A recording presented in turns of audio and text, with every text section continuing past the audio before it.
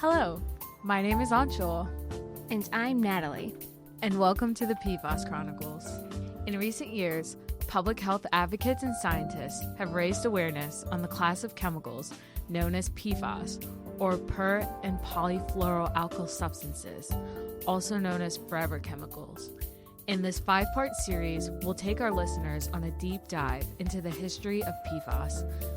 We will discuss what we currently know about them, how they harm our health, and what action scientists are taking to remove them from the environment.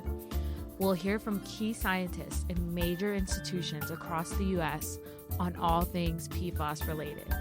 We will also hear from advocates and community members to understand how we can both advocate for and protect public health.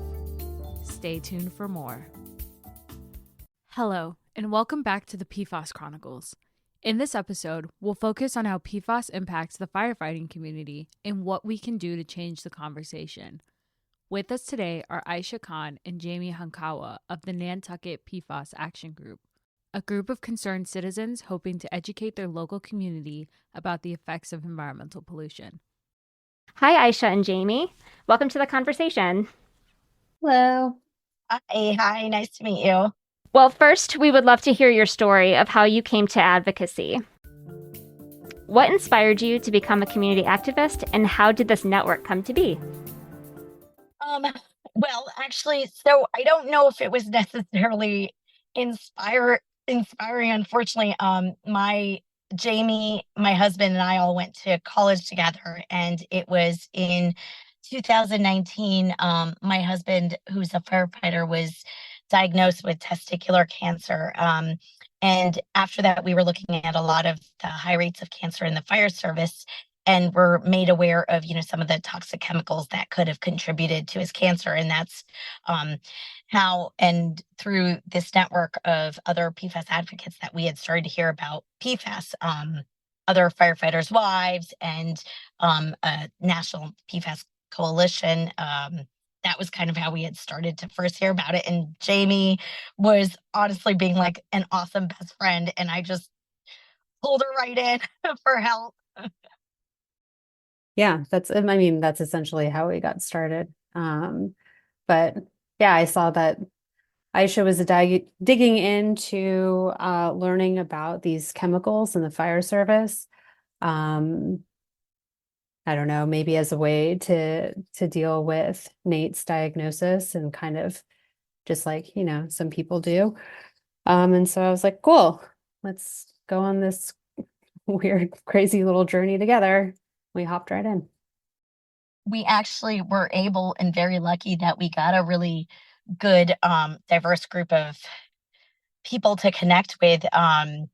Mainly, there was a PFAS conference that was held in Boston, and I started to do some Google researches and found it. And I started to look into all the speakers, and every speaker who spoke was incredible. And also, because my husband was in the union and was a firefighter, we were also connected to a whistleblower group, and that was very, very helpful, because a lot of times it is very hard for someone who's employed to speak up, especially if, at that time, it's very hard when you're saying to your employer, hey, I think these are toxic chemicals that I'm being exposed to in my workplace. So we actually had a whistleblower protection public peer, they're known as peer, and they were incredible and really gave us the courage to speak up, and a lot of guidance throughout the whole process also. It's really great that you had that kind of resource to assist you in those, because it is really scary to bring those things up at work. Yeah. Currently, some of our regulations don't protect our workforce. So I'm very thrilled that you had a resource that was able to give you access to the language to navigate those conversations that can be really hard and intimidating. So thank you. Yeah, and I think a lot of this, we were surprised at how much, there's a lot of science, there's a lot of chemistry that we kind of knew going into this, but I don't think we were ever prepared for the amount of legal Absolutely. legal work that whole world was very new to us, and we didn't know how important that is, an understanding of our legal systems and understanding of our laws. Um, that was really eye-opening. Yeah. And Mm-hmm. also understanding how government works, right? Like who is protecting us, who's not protecting us, what government agencies are in charge of what. It was a huge learning curve on our end. I think that we were both kind of blissfully living our lives without knowing the ins and outs of how things really work. And so this journey and this process has really opened my eyes into what we need to pay attention to and how we can affect change, and when we can affect change. So it's been an incredible learning process. But to your point, though, it has been eye-opening for me too as a student, just like how um, the policy piece of all of it, as well Yeah. as the how things are funded in the government as well, Yes. because these regulating bodies don't get a lot of funding, which is why things move a little bit slowly. Yeah. And also just, when we were doing our initial research, right, we would read studies, we'd be like, oh, this isn't too bad. But then we like learned that you have to really look at who's writing the paper, dig into who they're funded by, um, and make sure that they don't have kind of other motives, pushing forward, you know, potentially biased science and research. And so that was also eye-opening, just to make sure that, when you are looking for references or resources, that they are truly unbiased, um, because there's so much noise out there to sift through. So, for a lot of things, we discovered that, you could just create research, fund your own research, and have the outcome be kind of what you want it to be, to support your narrative. So, that was also incredibly eye-opening. It's just like a lot of, oh, you have to like research the research. And also like understanding, I think there was so much in the scientific world that like we just didn't understand, like what are the detection limits? What are the testing capabilities? What are those limitations when they say that, a chemical is not present? What are the actual limits that you're testing within? Because that can also be kind of misconstrued, right? We were looking at some products that were marketed towards women for menstruation. Um, and they're like, oh, these don't have PFAS in them, they're PFAS free. But then when we dug into the actual tech specs, I was like, well, they're measuring to like such high numbers, right? That yeah, of course, like anything can be non-detect if that's like your highest number that you're looking for. So that was also disheartening. I agree. I think it's also important, like especially in the occupational force, to think about like what protective equipment they're using to Yeah. protect firefighters and those in the field. But then also it's like what material are those items made out of? And, how do those impact exposure as well? Yeah. Yeah. Right. But it was interesting when we got into like the whole conversation of the gear and like getting PFAS out of the gear, right? That was the biggest pushback that we received from firefighters, is that they were told that these chemicals are going to keep them safe in a fire, that if they didn't have them, they would get steam burns, that they would be exposed in a different way, that their gear would get incredibly heavy, which would then cause like cardiac issues. And what we saw over the course of time is that when Ayesha and I were lucky enough to partner with the Toxics Use Reduction Institute out of UMass Lowell to do a study or to help facilitate an exposure study with firefighters on Nantucket, Hyannis, and in Fall River, that as soon as we kind of announced that we were doing this work, that manufacturers who had otherwise said that this was like an impossibility started to come out of the woodworks and being like, we're working on PFAS free gear.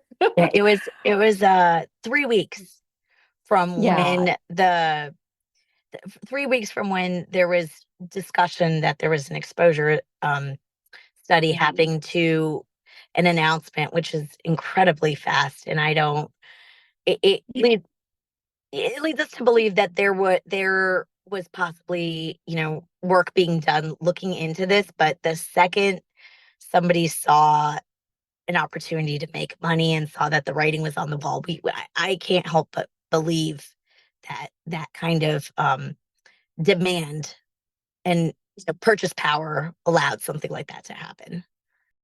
Yeah. And it also just showed that like those claims weren't necessarily rooted in truth, right? It was kind of like a delay tactic to keep these chemicals in the gear for as long as possible because it's profitable.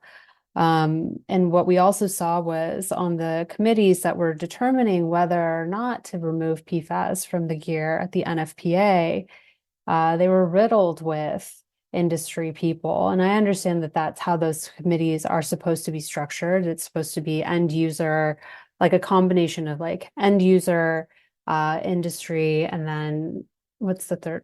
Research, right? Yep, Scientists. yep. It was like a end user, and then I think there was like a consultant end user kind of like mix. And I think what you would see a lot of times were perhaps someone, and this is something kind of like that's in the fire service, is a lot of times a firefighter will also sell gear as like a second job. So you start to see this merging, where, or the person is retiring from the fire department and gets hired by the manufacturing company, by, one of the gear manufacturers. So there is a lot of like, Crossover. I don't want to call it like, yeah, like a lot of crossover and a lot of close relationships where, here is this NFPA, and it is, I don't want to say corporate capture, but it felt that way. It felt like there was um, a lot of closeness to these, manufacturing companies and chemical companies within the fire service, and they did sponsor and donate a lot of money. So the firefighters were very close to them and trusted them. And you trust your other firefighter, and if he's saying this gear is safe, you believe them. So it was very hard for these firefighters, who are by nature very trusting people, to say, wait a second, you possibly could have led me wrong. How's that my reality?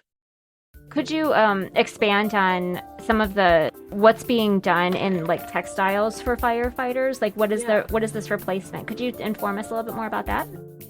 Well, so that's really that. I mean, and I think that is another eye-opening thing, is a lot of times, I mean, these uh they'll say it is approved by Jamie, what was they'll say it's gone through all these procedures, all these standards, and OTEC, is it OTEC? Oh, like OECO text or whatever. Yeah, like they were approved by all of these standards, and they passed this standard, they passed that standard. So you just naturally believe that it's safe. And I think that is also something that was naive, but that's just something that a lot of us believe, is if I can buy it, if it's available for purchase, it's safe because it's gone through all the rules and regulations. And I don't think we really realize that may not always be the case, especially with like unregulated chemicals. And it's generally not the case, is what we found, right? Like things are put on the shelves and are available for purchase without having gone through particularly stringent testing. I think that's why we're seeing across the board in society such high rates of illness and disease and cancer, endocrine disruption, fertility issues. I mean, the list goes on and on. I don't think that it's a coincidence. But to answer your question, in terms of like a substitution, right, or an alternative, a safer alternative, I think that that is, I mean, we're obviously not scientists. We're not coming up with the substitutions. And I think that we're going to have to see what comes out on the market and test. But like, I think initially it was, what was it? Ayesha was something, polyethylene. Well, I mean, I think at one point it was like, when we initially asked for it, the response we got was, well, you can't take these out. They're essential. Then it was told that the NFPA guideline requires that the material, it wasn't necessarily saying that this chemical must stay in. It was saying that it needs to withstand 40 hours of UV light degradation. And they were talking about the moisture barrier. They had said, okay, we can replace the outer layer.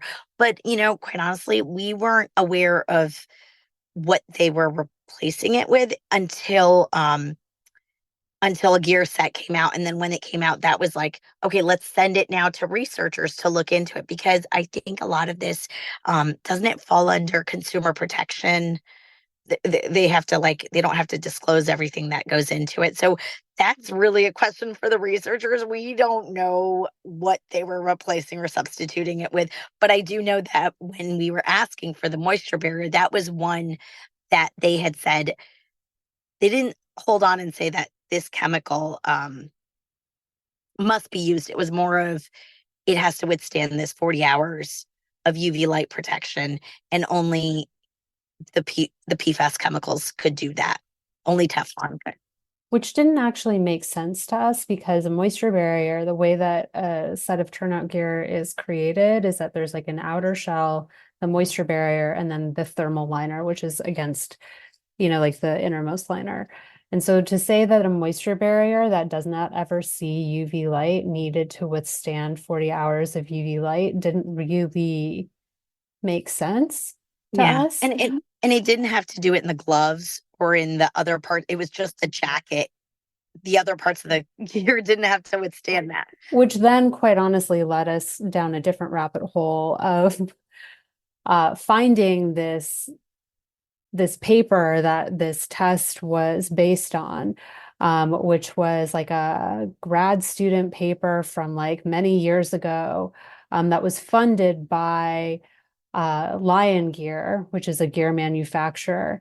And it was not particularly well done in terms of like the research. But everything was, the results were inconclusive, and it just seemed like they were really holding on to this idea that this UV light test was like the end all be all for a part of the turnout gear that they would not release into a PFAS free option. So at that juncture, I think this was 2021, maybe, there was a PFAS free outer shell available and a PFAS free thermal liner available. And so we were working towards getting that last bit of the turnout gear, the moisture barrier, to be PFAS free. And now, after many years, that option is available to firefighters. The standard has changed, which is amazing. We worked with a lot of different people, firefighters, researchers, lawyers, to work on, it was truly like a collective effort across the board, but we really worked to get that moisture barrier to be PFAS free so that firefighters had an option at the very least to purchase fully PFAS free gear. But I think, Ayesha mentioned that the Nantucket Fire Department was lucky enough to be able to order turnout gear with the PFAS-free outer shell and thermal liners when they were available. And so we did send some of that to a researcher who tested it, and it came back and it was PFAS-free. And so that kind of gave us a little bit of a assurance. That's really great. So as far as the PFAS-free gear goes, are there other communities nearby that are utilizing this gear, or can you tell us how broad that network is for using PFAS-free gear? So the PFAS free is just now available. That was like a lower PFAS because the moisture, the one that we have still had the PFAS and the moisture barrier. But I will say that what we noticed shortly after was that there was a new union president for the firefighters, and that union president really listened to the PFAS conversation, was really involved in cancer, firefighters and cancer. So he really made it comfortable, I think, for a lot of the other departments to talk about this and wanted to look into it. And then the union itself is now in a lawsuit with NFPA.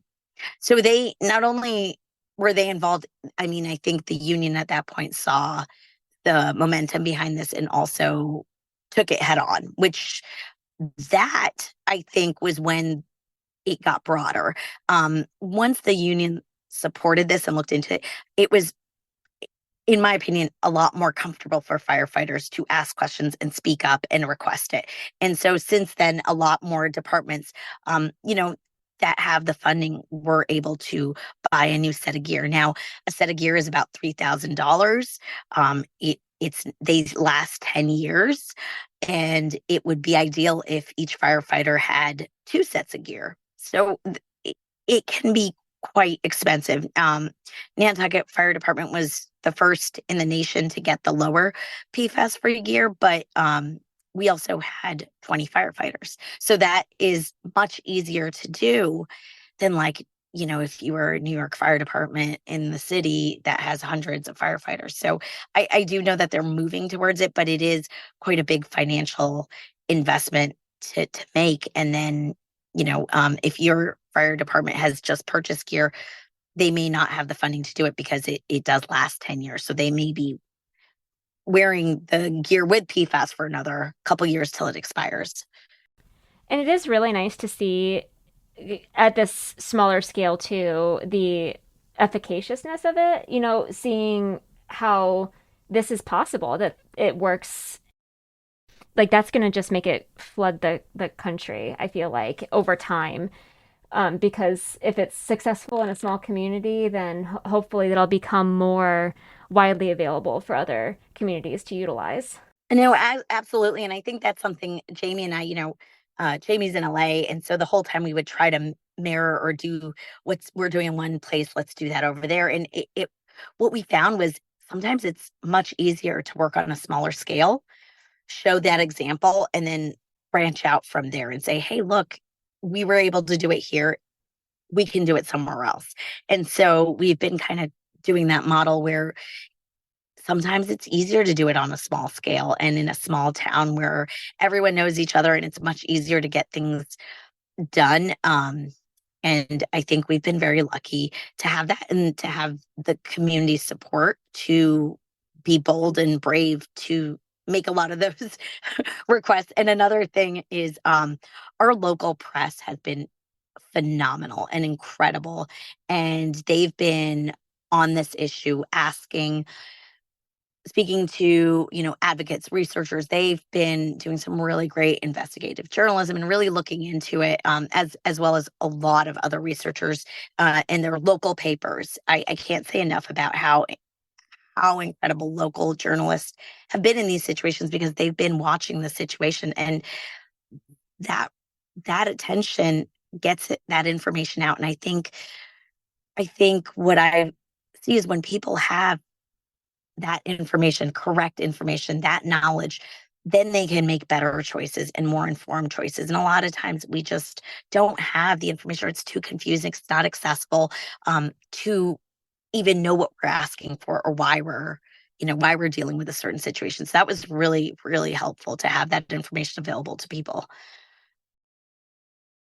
So I love that there is that really nice relationship between the unions, having this be of utmost importance to dispel any myths that they might hear, and then have that relayed to the community in such a way that they're able to make these changes as employees coming together and saying this is important. And I love that. Yeah. And I would say that was a new thing, because prior to this, and I think you'll see that in a lot of unions, like, there are other unions, there's worker unions, there's the steel worker union, there's, lots of unions that haven't or may not be aware of it, or it may not be comfortable yet to talk about it.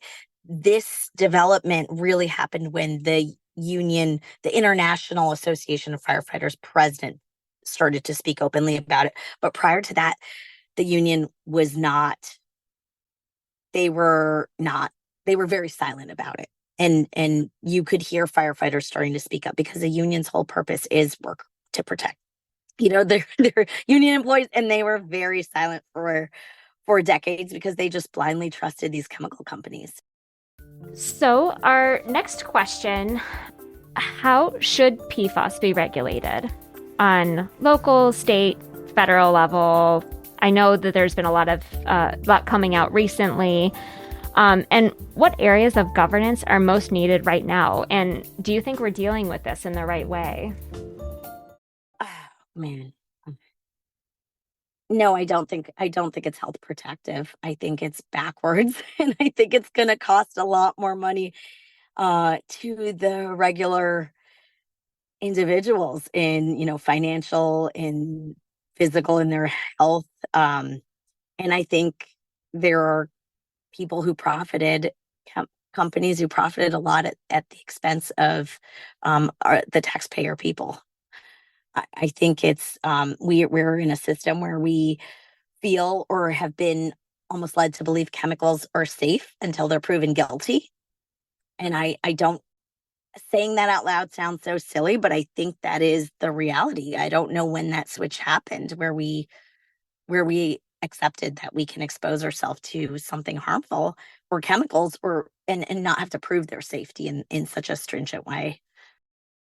We have to approach this in a global way. Like, we can't sit here and say Nantucket, or, this little town in Martha's Vineyard, or that town in, Easton is going to solve this.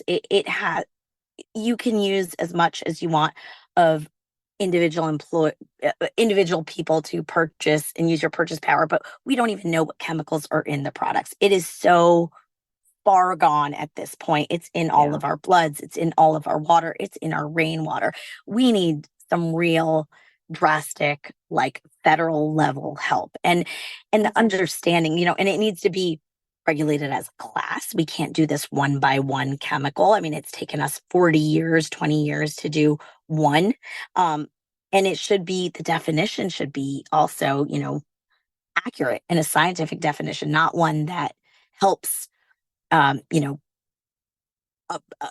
company use the product in their products, or it needs to be a scientific, one fully fluorinated carbon, not these other definitions that would allow a lot of the chemicals to still be used. Yes, to answer your question, no, I don't feel like we've done enough. To Ayesha's point, this is the amount of contamination on a global scale is terrifying. It is pretty catastrophic. It is in everything at this point.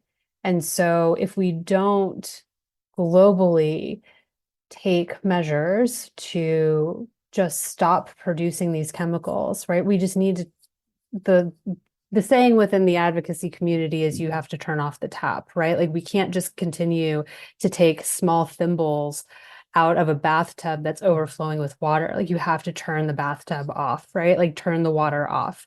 So if we are gonna sit around and kind of like twiddle our thumbs, and by we, I mean the governments of our global governments, and continue to make these exceptions for these chemicals, I quite honestly like just don't, it's just going to continue to be a major issue. And again, like I said earlier, I don't think that it's any coincidence that we have seen such a huge uptick in disease, in cancer, just across the board, and infertility. Like this is because of our horrible chemical policies, right? The lack of true protective chemical policies, and not just for human health, but for the environment. Once you find PFAS in polar bears in the Arctic, and in rainwater samples from around the world, it's like the cat's out of the bag, like we have to figure out, like, turn it off, stop producing them, and really figure out, remediation, start to figure out like real remediation, and not just, oh, we're just going to throw a filter on it and then throw those filters into a landfill that then will just leach out again. It's like we need to have real solutions here. And quite frankly, I know that this is already in the works, but these chemical companies should really be held accountable in a major way. Like, these are crimes against humanity. Like, this is like a real issue. And I feel like we're constantly, quite honestly, gaslit into thinking that, I don't know, we have genetic issues or it's like something else, but it's like, no, it's these chemicals are, and not just PFAS, right? Just like across the board, our lax chemical policies are really doing a lot of harm.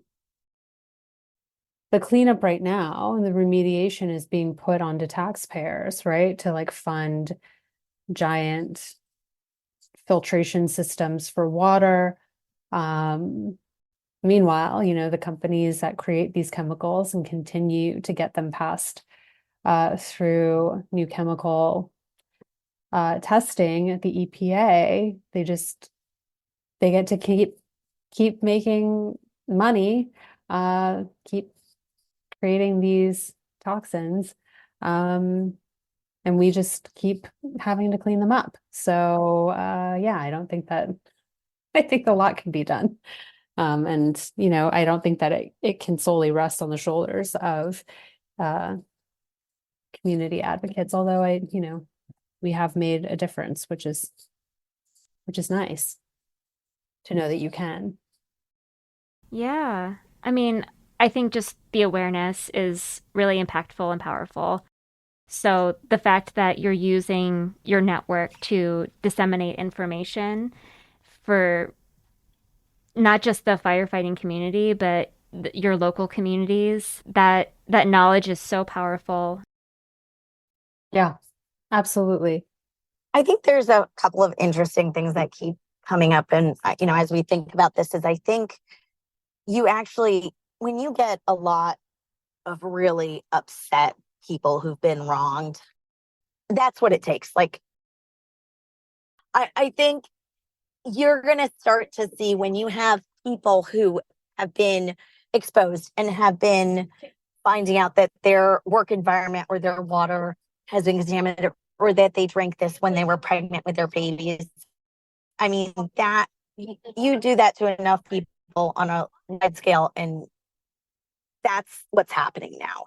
And I think the other message I would say is, when people are able to unite and across different communities, across different areas, this doesn't have to be reinventing the wheel. It's kind of mind-blowing how similar it is to a lot of other issues, and we can learn from a lot of that, and a lot of things that comes to mind that Jamie and I were seeing was, the tobacco playbook, the big oil, big tobacco, big chemical. These are playbooks and things that have been going on for a long time, and it sounds like we're dealing with something new, and you start to realize, oh my goodness, maybe this is the way the rules are, and maybe this is the regulation, and how do you get that to change? Otherwise, we're going to be doing this thing over and over, and that's kind of sounds like madness. And I hope that my message to people out there would be, you do not have to be a scientist. Just anyone can. Everyone's skill set is so helpful. It does not have to be in a particular thing. Actually, the more of a variety that you have, the more you can contribute. It's pretty incredible when people do get together for a common message, how powerful that is. Yeah. I mean, certainly Ayesha and I are not scientists by any stretch of the imagination. But we both bring a different skill set to the table that has helped in ways that I don't even think that we would really understood when we got involved. Like Ayesha is just like a natural connector. She like loves to talk to people and connect people, which is super helpful in this arena. I have marketing skills, and so it's like, trying to make this kind of complex information more digestible for regular people is something that I can contribute. But everybody can get involved, which is great. Anybody, you just put whatever skill set you have to work, and it's helpful. Yeah, I mean, it could be something as simple as like like I'm going to a baseball game and in there I say, hey, oh my gosh, have you seen this documentary, or have you read this book, or, oh, let's go to, just every little thing does help. And I don't think I realized that. And you kind of get beat down and you think your voice doesn't matter and you think you can't make a difference. And I think you can, you just have to find a little community or a group that you can work with, so it's not just you doing it. There are people out there, and that's pretty amazing in this whole process to see that and find that. Jamie and I have just been very lucky to be able to find great researchers, lawyers, advocates, and we've learned so much from what's happening in one another's town. I wish we could do more of that. And I think that's what I would encourage, is connecting and seeing, well, how did you guys handle this in your town? Or when did you find out about it? What do you guys think about that? That information sharing is so powerful and helpful. Thank you so much to Ayesha Khan and Jamie Honkawa for joining us and for their contributions to this episode. And thank you all for listening. In our final episode of the PFAS Chronicles, we will be chatting with Kristen Mello and Chris Clark from RAFT, Westfield residents advocating for themselves. We will chat about community advocacy, frustrations, and how research, policy, and technology can provide hope in our fight against PFAS. See you there. This podcast serves as a companion to the textbook Environmental Health: Foundations for Public Health. Podcast episodes were written by Anchal Malh and Natalie Conti, with support from Natalie Sampson, Lindsay Talon, and Natasha DeJarnette. Production support has been provided by Justin Schell and Erica Irvin at the Shapiro Design Lab at the University of Michigan. Editing support has been provided by Springer Publishing. The PFAS Chronicles podcast series has been brought to you by Springer Publishing Company, LLC. All rights reserved. No part of this podcast series may be reproduced, stored in a retrieval system, or transmitted in any form or by any means without the prior permission of Springer Publishing Company, LLC.